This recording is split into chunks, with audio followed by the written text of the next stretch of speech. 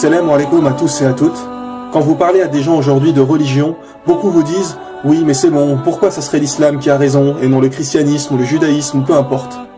Mais quand vous parlez à des chrétiens, hindous, bouddhistes, etc., vous vous rendez vite compte que pour beaucoup, ils ne connaissent peu, voire rien de leur propre religion. Car s'ils avaient vraiment étudié, ils deviendraient eux-mêmes musulmans. Pourquoi ? Parce que toutes les religions et tous les prophètes ont annoncé la venue de Mohammed sallallahu alayhi wa sallam pour établir la vraie religion de Dieu sur terre. L'islam, la religion finale. La religion finale. La religion finale. Nous avons déjà pas mal parlé de l'annonce du prophète Mohammed sallallahu alayhi wa sallam dans la Bible et la Torah, ainsi que l'interdiction du porc, de l'alcool, du fait de porter le voile, etc. Il est dit dans la Bible qu'une femme doit prier voilée, ou sinon qu'on lui rase les cheveux, et donc qu'il n'est pas convenable pour une femme d'être sans voile, tout comme dans le Coran. Dans Corinthiens chapitre 11, dans les versets 5 et 6, il est dit « Toute femme au contraire qui prie ou qui prophétise la tête non voilée déshonore son Dieu, c'est comme si elle était rasée. Car si une femme n'est pas voilée, qu'elle se coupe aussi les cheveux. Or, s'il est honteux pour une femme d'avoir les cheveux coupés ou d'être rasée, qu'elle se voile. » Cela pour rappeler que Dieu nous a toujours envoyé une seule et même religion. Une seule et même religion. Une seule et même religion.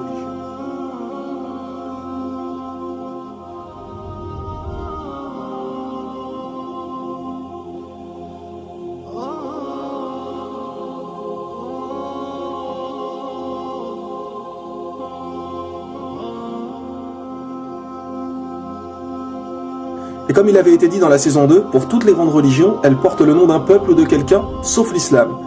L'islam veut dire faire ce que Dieu nous demande, alors que les autres noms ont été inventés suite à quelqu'un généralement. Le christianisme pour Jésus-Christ. Donc quoi, avant Jésus, la religion de Dieu n'existait pas? Bien sûr que si, ce n'est que suite à Jésus qu'ils ont inventé le christianisme. Idem pour le judaïsme, le peuple de Judée, l'hindouisme. L'étymologie du mot hindou vient de hindou en langue persane, qui est une rivière qu'ils considèrent comme sacrée. Le nom fait en fait référence au peuple qui vit là-bas. Le bouddhisme avec Bouddha. Le prophète Bouddha, qui en réalité s'appelait Gautama, n'a été appelé Bouddha qu'après sa révélation. Car Bouddha veut dire recevoir une révélation, un éveil. Et aujourd'hui, tout le monde vénère des statues de Bouddha, alors que celui-ci n'a jamais réclamé la divinité. Gautama n'a jamais dit ça. Ce n'est qu'après sa mort que les gens ont commencé à lui vouer un culte. Et si vous étudiez vraiment sa vie et ses enseignements, vous ne verrez pas de différence entre l'islam et le bouddhisme.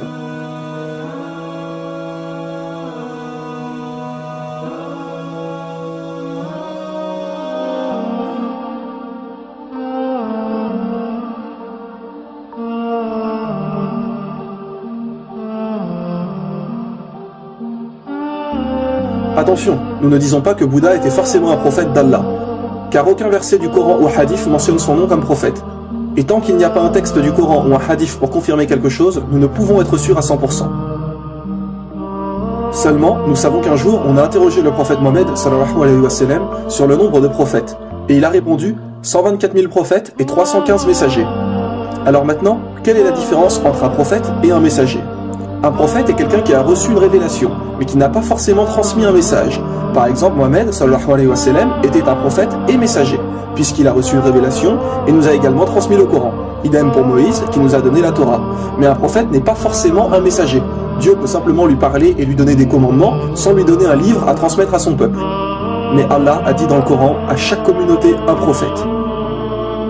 Ce qui est bien évidemment juste. Allah n'a jamais laissé une seule communauté sans prophète.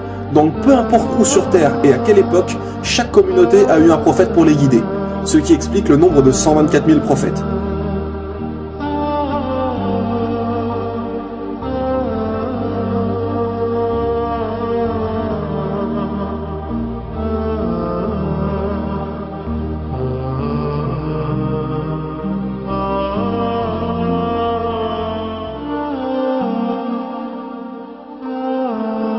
Donc, il est tout à fait possible que Bouddha était un prophète. Dans les livres hindous, il est également dit qu'il n'y a qu'un Dieu unique. Il est même dit dans leur livre sacré Svetasvatara, Upanishad, chapitre 4, verset 19, et également dans le Yajurved, chapitre 32, verset 3, Natasya Pratima Asti, qui veut dire « Pour Dieu, il n'y a pas de Pratima ». Pratima signifie image, représentation, idole, etc. Donc pour Dieu, il n'y a pas de représentation, d'idole, d'image, de statue, de photo ou peu importe. On ne représente pas Dieu.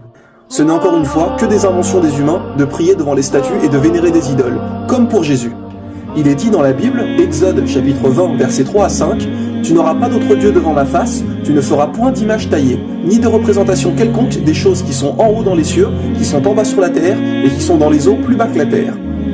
Et attention, écoutez bien, il est aussi mentionné, tu ne te prosterneras point devant elle. Oui, il est bien dit, tu ne te prosterneras point devant elle. Alors comment se fait-il que les gens dans les églises prient devant des statues de Jésus crucifié, que l'on voit des portraits de Marie tenant Jésus dans ses mains partout? Que les gens prient sur Marie et sur Jésus sur la croix? Parce qu'encore une fois, les gens n'ont aucune connaissance des livres et ne suivent que ce qu'on leur a dit. Mais dites-moi, qui a reçu une révélation, les commandements de Dieu? Ce sont les prophètes. Alors ce sont les enseignements des prophètes qu'il faut suivre, et non tout et n'importe quoi. Les gens prennent des statues pour des dieux. Imaginez si la statue tombe et se casse. Alors ça y est, Dieu est mort? Un peu de logique, voyons. Il n'y a qu'un seul Dieu, qu'un seul message. Il n'y a qu'un seul Dieu, qu'un seul message. Il n'y a qu'un seul Dieu, qu'un seul message. La venue du prophète Mohammed, sallallahu alayhi wa sallam, est également mentionnée dans les livres hindous. Oui, mes frères et sœurs. Il est dit dans les Védas, le livre sacré des hindous, en Kalki Purana, chapitre 2, versets 5, 7, 9 et 15, et donc à 4 reprises, la venue du prophète Mohammed, sallallahu alayhi wa sallam. Il est dit que le Kalki Avatar viendra. En français, Kalki Avatar veut dire messager. Donc, on annonce la venue d'un prophète.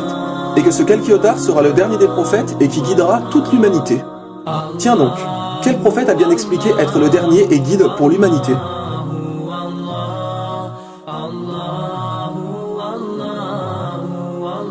Il est dit que le nom du père de ce prophète serait Vishnuash, qui veut dire serviteur de Dieu. Bien évidemment, il parlait la langue hindoue. Mais si on le traduit en arabe, Vishnuash veut dire Abdallah. Et que veut dire Abdallah? Cela veut dire serviteur de Dieu. Et le père du prophète Mohammed s'appelait Abdallah. Il est également dit dans le livre des hindous que le nom de la mère de ce prophète est Sumati, qui veut dire en français paix et sérénité. Si on traduit Sumati en arabe, cela veut dire Amina. Et tiens donc, comme par hasard, comment s'appelait la mère du prophète Mohammed, sallallahu alayhi wa sallam? Elle s'appelait Amina. Il est aussi dit qu'il recevra sa première révélation dans une grotte. Le prophète Mohammed a reçu la révélation dans la grotte du mont Hira. Qu'il aura 4 grands compagnons, référence sûrement aux 4 califes bien guidés. Numéro 1, Abu Bakr, numéro 2, Omar ibn Khattab, numéro 3, Othman, et numéro 4, Ali. Et il y a encore de nombreuses descriptions de ce dernier prophète, de comment il vivait, ce qu'il mangeait, etc. Comme par exemple, il est dit qu'il mangeait des dattes et des olives, nourriture plus que courante à l'époque du prophète Mohammed en Arabie Saoudite. Il est dit que celui-ci sera né dans une noble et respectée dynastie de son pays, et nous savons qu'il est de la famille des dirigeants de la Mecque qui sont les Quraysh. Mais que faut-il de plus pour comprendre? Pour ceux qui disent que les hindous pensent que ce prophète annoncé n'est pas encore venu, sachez qu'il est mentionné que ce prophète mènera des batailles au sabre, à l'arc et qu'il aura des chevaux. Alors qu'à notre époque, les batailles sont plus avec des armes à feu, avions, chars, etc. Alors mes frères et sœurs, vraiment, que faut-il de plus pour comprendre? Mohammed sallallahu alayhi wa sallam a été annoncé, et il faut le suivre. Comme dit Jésus, il est celui qui vous guidera dans toute la vérité, dans toute la vérité, dans toute la vérité, dans toute la vérité. L'islam est la religion de Dieu, la religion originale, la religion finale, la religion finale.